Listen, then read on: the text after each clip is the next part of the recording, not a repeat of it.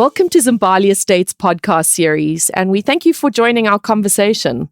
My name is Shannon Vermaak, and our guest today is Brendan Smith, who is the Environmental Manager of Zimbali Estate.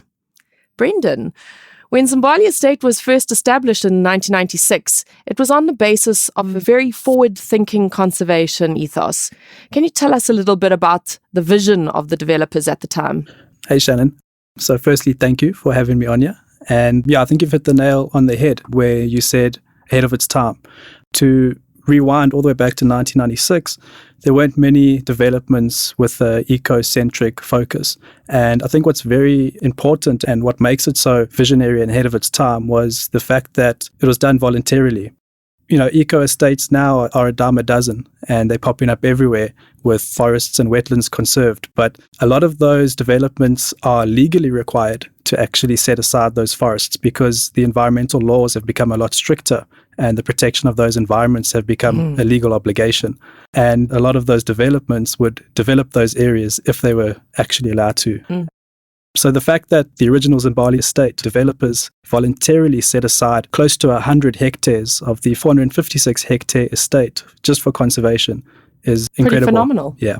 So Zimbali Estate's golf course is number one in KwaZulu-Natal. How do you manage the balance between conservation needs and what the golf course needs? So when you look at our golf course, or actually look at the whole estate from an aerial point of view, you'll see the golf course is basically its green lung. And a lot of people are of the opinion that a golf course can't go hand in hand with being eco-friendly or conservation-minded. And I strongly disagree with that. One of the first things that we did was actually develop a specific environmental management plan for the golf course itself.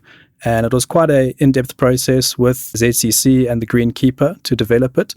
But ultimately, it forms an incredibly important green corridor for the estate and the movement of wildlife. Yeah. And the golf course itself are actually doing quite incredible work in trying to become more eco-friendly and eco-conscious. And that fits in with the global trends for golf courses around the world to become more sustainable and more eco-friendly. And that's something we are working towards at the moment.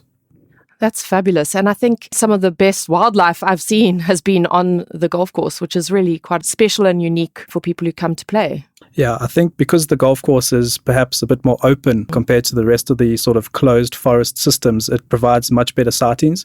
And it's definitely something we want to do a bit more going forward, is actually use the golf course as open habitat for bird viewing and game viewing and those sorts of things, obviously when the golf course is closed. I love that.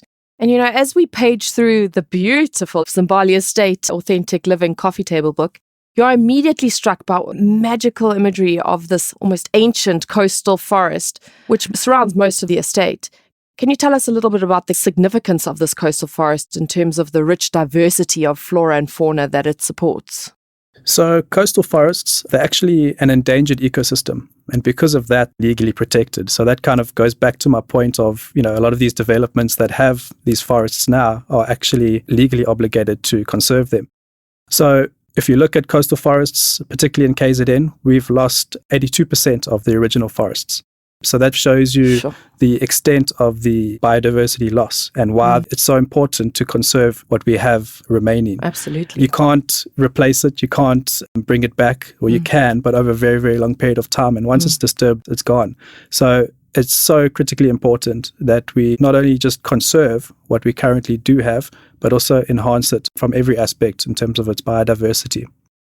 That is really fascinating. And if we just look at the North Coast, there's not a lot of coastal forests left. You've hit the nail on the head there. We've got very, very small patches of forest left, and all of these forests are fragmented, which, because of the distance between the forests, actually means that the natural processes can't actually work anymore. And it actually requires artificial intervention and management, because the sort of natural distribution that you would get prior to our development between those forests, seed dispersal, animal movement, etc., has been completely fragmented. So we're at a point where we can't just let nature do its thing, where we actually have to actively manage it from a human point of view. That's big. Yeah. Now, the beach is not normally a key area for eco-focused estates in the world, but one of Zimbali Estate's incredible features is its beach. Beautiful beachfront properties, direct access to the beach, and a unique coastal dune system. Brendan, tell us more about this from an environmental point of view. Zimbali is extremely lucky to have a relatively undisturbed and well-preserved coastal dune system as an extended facility of the estate, which is fantastic.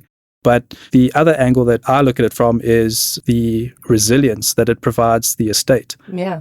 If you look at the anticipated global climate change forecasted and the anticipated sea level rise, you'll find in 40, maybe 50 years' time, large areas of Ballito under very, very high risk of sea level rise and the impacts that has. We just have to rewind to the storm that we had in 2007 that damaged large areas of the KZN coast. Luckily, we have a very intact dune system and a coastal forest that will provide that natural buffer and protection to Zimbali Estate to future-proof it going forward. So it's incredibly important from a visual, aesthetic, lifestyle point of view. But in my opinion, it's even more critically important from a future-proofing resilience point of view to provide that natural barrier. And you would have probably seen this summer of 2023 how the beach has changed so dramatically in a few months. So it's such a dynamic system. And the areas that didn't have vegetation changed dramatically, whereas the dunes that were well vegetated were resilient and remained as is. A perfect example of the importance of a well-managed and well-vegetated dune system. And it gave us a little snapshot of what we're going to be experiencing going forward in the future. Wow, it was quite a dramatic change that we saw. Yeah. We are lucky to have that system then. Besides the coastal forest, there is a diversity of other biomes that support the natural ecosystem at Zimbali Estate. Tell us more about all the different biomes. Yeah, so the coastal forest seems to get all of the glory, but it's actually our coastal grasslands that are the unsung heroes. So new research is coming out indicating that grasslands have the potential to store more carbon than forests do, and they're actually a more resilient habitat. Wow. What we did at Zimbali Estate is we looked historically at what was there before sugarcane and agricultural plantations. And based on the data available to us, a large part of the estate was actually grassland. So it did result in us having to have a rethink in terms of our mantra, which was, originally plant trees everywhere. So we did turn that around quite drastically, and we've embarked on quite a large grassland restoration project. And it's fantastic because it's just adding to the biodiversity and the resilience of the ecosystems on the estate.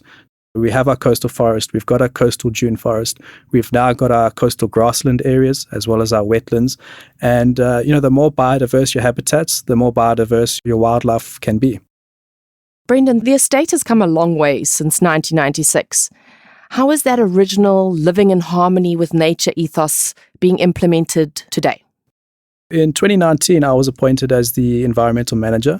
That was a big step because we were the first estate on the KZN North Coast to actually have a dedicated environmental manager. The environmental portfolio previously and at other estates used to fall under the operations departments. And as you can imagine, the operational aspects tended to get prioritized over the environment.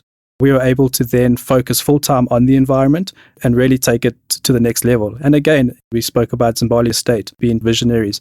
And, there's a number of eco-estates that have since appointed environmental managers. So that's a great step in the right direction, not just for Zimbali Estate, but for the environment as a whole, because these eco-estates are becoming more and more important as critical habitat.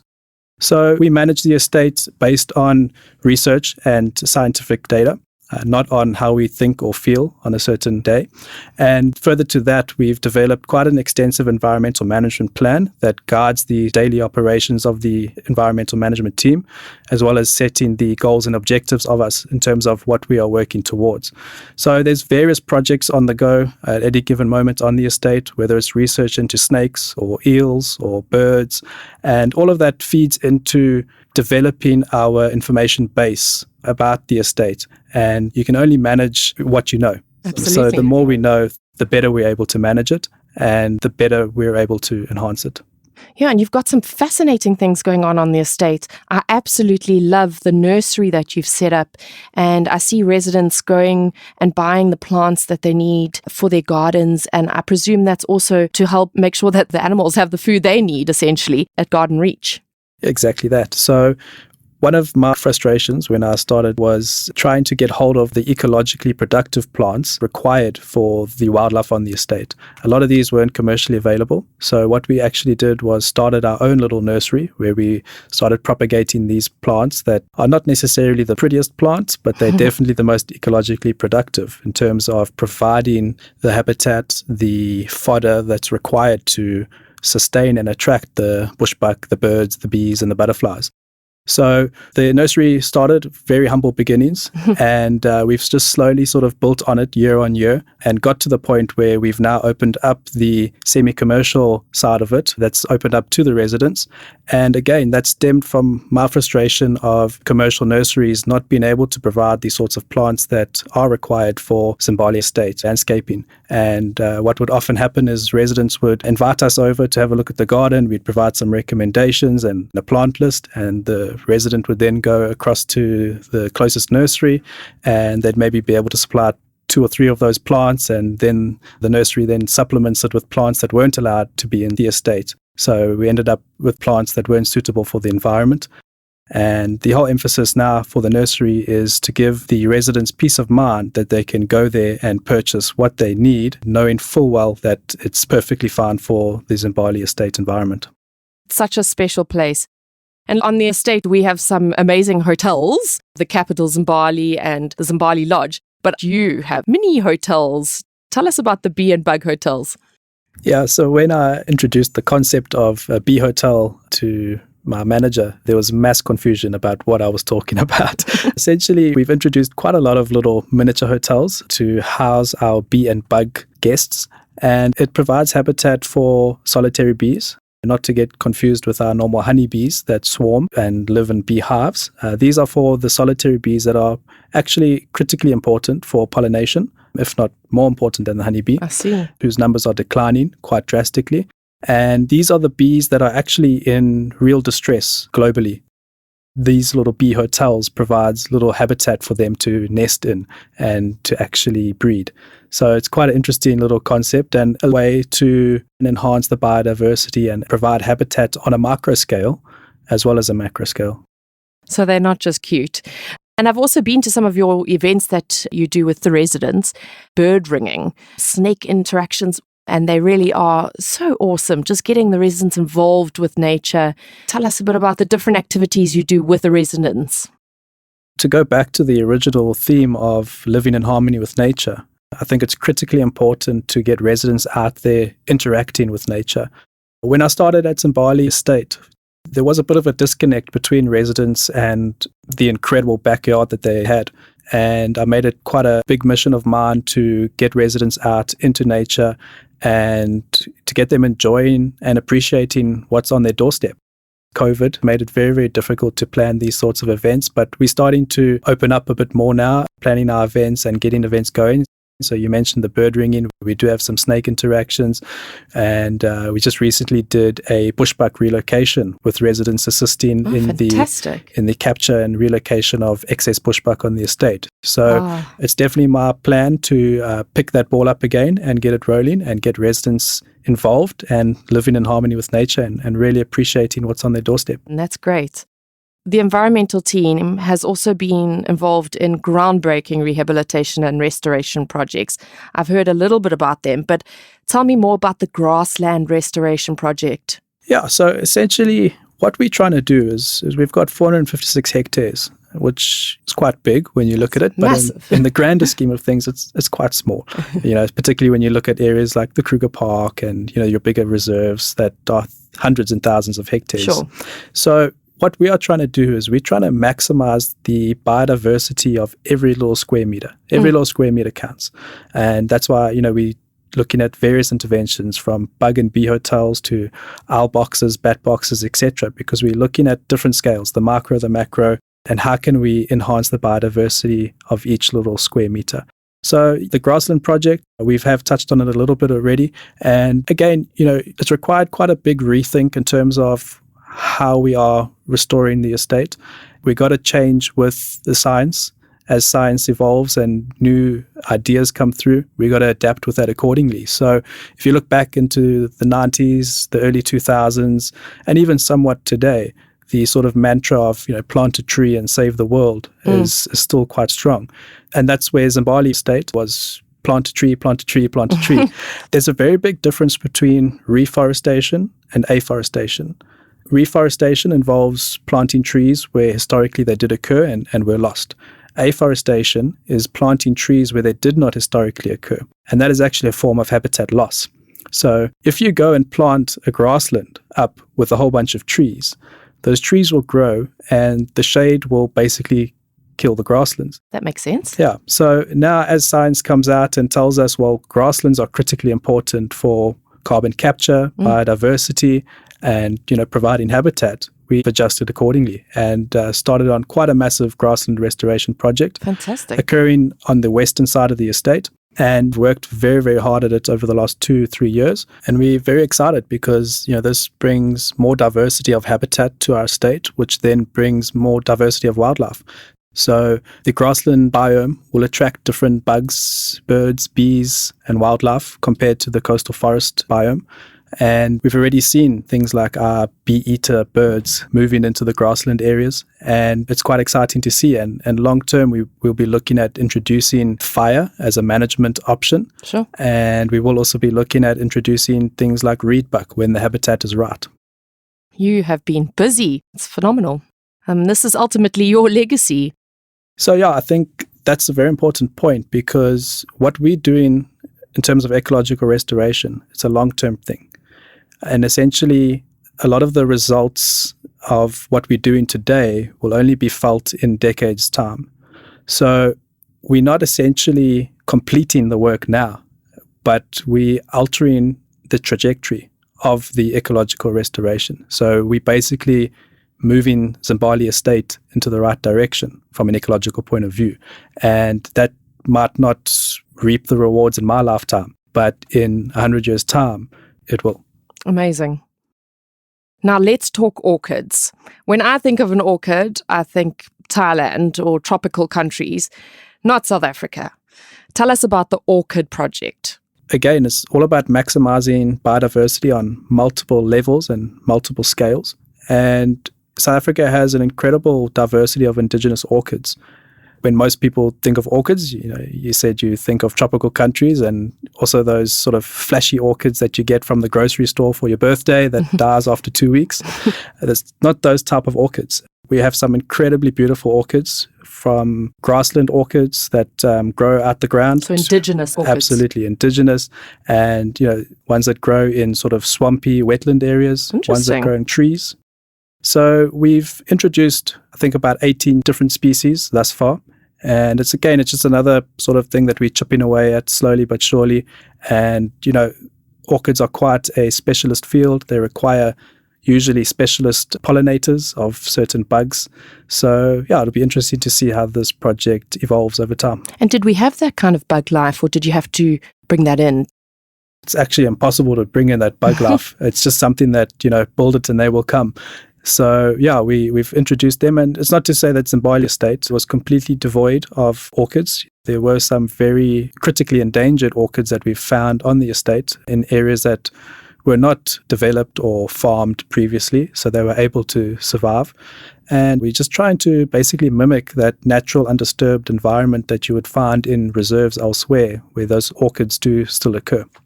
Now, there's been massive residential development along the North Coast in recent years. Yeah. This has obviously caused and will continue to result in biodiversity loss for flora and fauna in the area.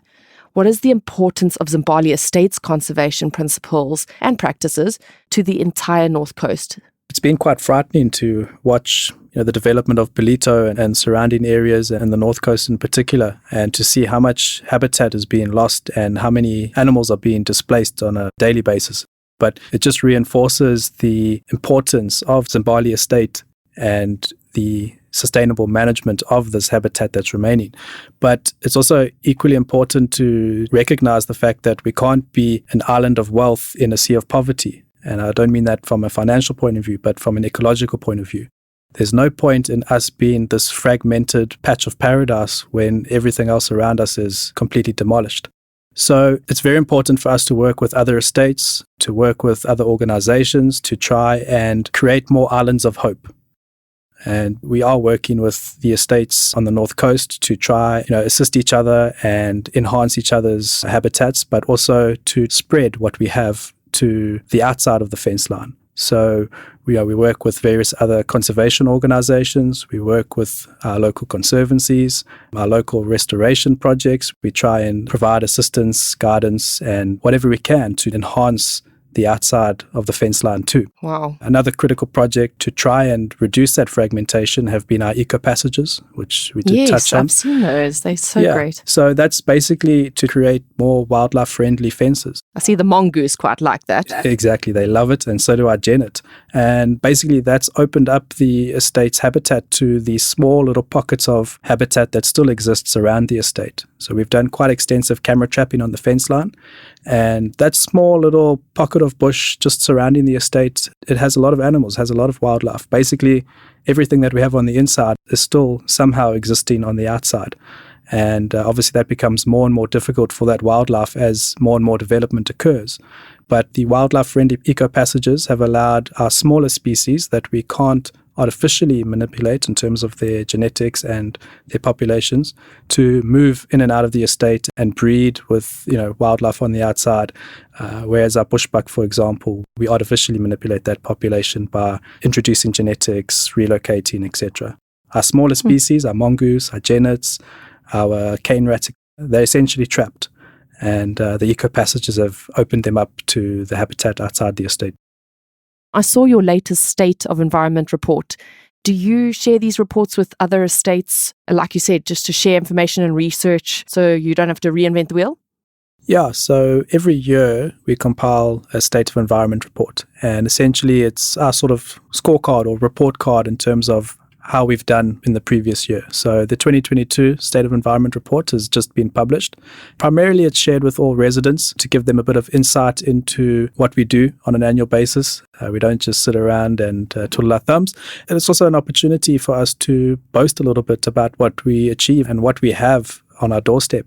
So the report is primarily for the residents' enjoyment, as well as sort of providing a summary of what the department got up to that year. So it's nice to record that in 30, 40 years' time, they can, rewind back and have a look. But we also do share that with various other estates, environmental organizations, conservation organizations, to show them what we're up to and potentially open up collaboration projects that they might want to get involved in. Yeah, there's a lot of valuable research in that. That's very useful to them as well, I'm sure. Yeah, we try to work quite closely together. At the moment, we're actually at the beginning of forming what's called an urban conservation forum. Basically, the inspiration behind that was the realization that a lot of conservation is going to happen in the urban area. As urban sprawl continues to happen, your once rural areas are now becoming urban. And that's where the future of conservation is going to have to really, really be. That's fascinating. So we have partnered with other estates, the conservation authorities, research organizations, as well as NPOs and NGOs to actually create this forum. We just recently had our inaugural meeting. And it's all about promoting, working together and learning from each other. I love that. You've got a lot on the go. So when it comes to the health of Zimbali Estate's habitat, going forward, what can we look forward to for 2023? Where are you taking the environmental team and the conservation areas? So for 2023, it's going to be a big focus on implementation of our recently approved environmental management plan. So that Congratulations was approved. on that, by the way. Thank you. In the middle of last year. And we did start implementation through the latter half of last year. But we were quite sidetracked and sidelined by various restoration projects as a result of the storm damage last year. So it didn't really give us the opportunity to spread our wings and really start with full-scale implementation of the EMP. So we will be focusing on our environmental management plan implementation. But also, as I mentioned previously, we really want to pick up on the resident experiences and the member engagements, different walks, different talks, and really getting residents involved and continual little enhancements. We'll just keep chipping away at enhancing every little square meter that we can. I know you're going to be developing an environmental centre, and I look forward to coming to your talks that I presume you will host there. Tell me more about that. That's another thing that is very exciting and would definitely be another one of those legacy projects, is to develop an environmental centre or an environmental museum Yeah, we really want to make the sort of Holy Hill area the environmental precinct. Residents could take their guests or their family members up there and really show off what Zimbali Estate is all about. The nursery is there. What other estate has a nursery that residents can buy from? I don't think many. And then in due course, an environmental museum with environmental displays, books, and education and awareness, and a little bit of ecological history. It's amazing. And now that we've spoken about that, I guess I better get cracking on it and start we look delivering. Forward to it. Yeah.